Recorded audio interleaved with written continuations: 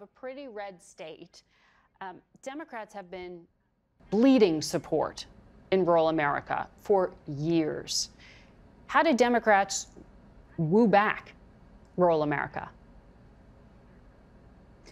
Well, you just have to get out there and listen and then produce. You know, when you do that, you will see that you know, while we label everybody red or blue, the fact of the matter is, here in Kansas, we're Kansans, and so you know, if you are a Democrat, but you share the values of most Kansans, you just need to get out there, talk with them, get them to know you, you to know them, and then they'll develop that trust and put it in you to run the state.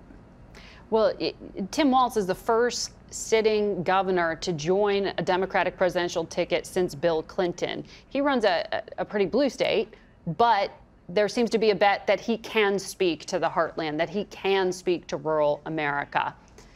Do you think that's overstated? No, not at all. I mean, Tim Walz is the epitome of the Midwestern dad. You know, you could put him at any state fair, on any main street, and certainly in any Friday night football game in rural Kansas, and he would fit right in.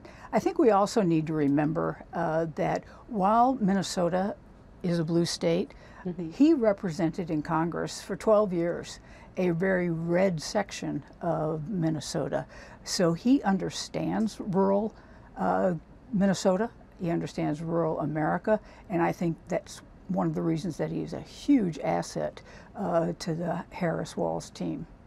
So your state was one of the first to put the issue of abortion on a state ballot, to leave it to the voters to decide, and those voters overwhelmingly rejected restrictions. So Democrats often point to your state as proof of concept that this is a galvanizing issue across party lines.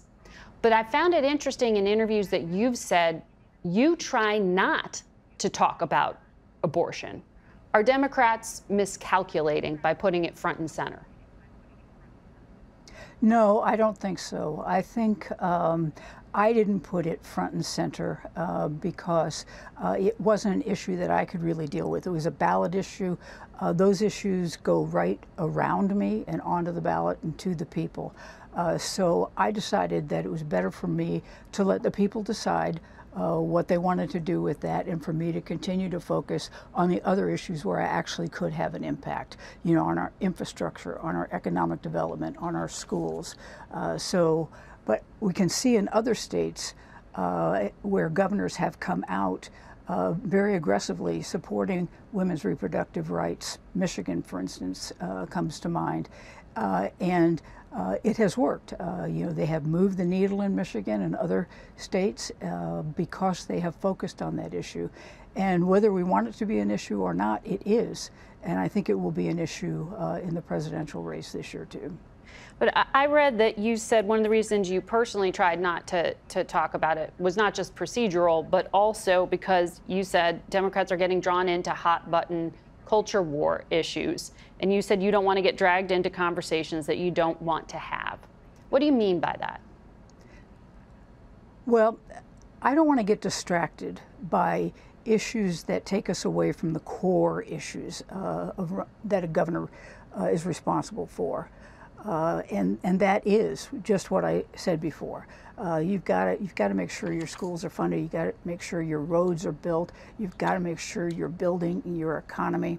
You've got to make sure you're fixing your child welfare system. We've got all sorts of other things that we need to be focused on. And what I found, particularly during my campaigns, is that my opponents wanted to use cultural, socially divisive issues to distract from the real issues because they didn't have answers for that. Well, Governor, it'll be interesting to see if you can replicate your success, and we will track what is happening, not just in Kansas, but in some of these other gubernatorial